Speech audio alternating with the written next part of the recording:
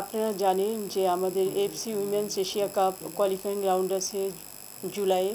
তো সেটাকে সামনে রেখে আমরা অনেক দিন থেকেই চেষ্টা করে যাচ্ছি ভালো দেশের সাথে FIFA friendly plus practice match খেলার জন্য।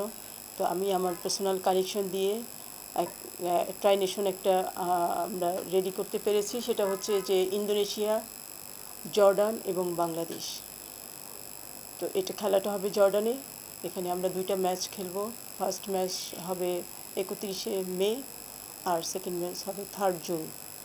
টিম এখান থেকে যাবে 27শে মে, কারণ আমি পিটারের সাথে একটু আগে বসেছিলাম। অ্যাকচুয়ালি জর্ডান আমাদেরকে দিবে 29শে মে থেকে। তো পিটার বলছিল যে আমরা যদি 2 দিন আগে যাই তাহলে সেটা আমাদের জন্য ভালো হয়, আমরা ওখানে গিয়ে কিছু প্র্যাকটিস করতে পারি। সেই কারণে কোচের সাথে কথা বলে আমরা ওইটা ডিসাইড করেছি যে আমরা 27 তারিখে পাঠাবো এখান থেকে টিম, এবং 3 দিন ওখানে ওরা প্র্যাকটিস করবে। দেন ওরা 31 মে ফার্স্ট ম্যাচ খেলবে এবং 3rd জুন ওরা সেকেন্ড ম্যাচ খেলবে এবং 4th জুন দেশে ফিরে আসবে।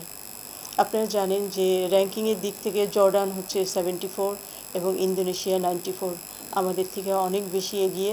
তো আমরা চেয়েছিলাম যে Asia cup FC women's Asia cup qualifying রাউন্ডের আগে আমাদের টিম একটা স্ট্রং টিমের সাথে খেলুক এবং তারা তাদের ল্যাকিংসগুলো বুঝতে পারুক, একইভাবে কোচও বুঝতে পারুক যে টিমকে কোন লেভেল থেকে আরও তৈরি করতে হবে।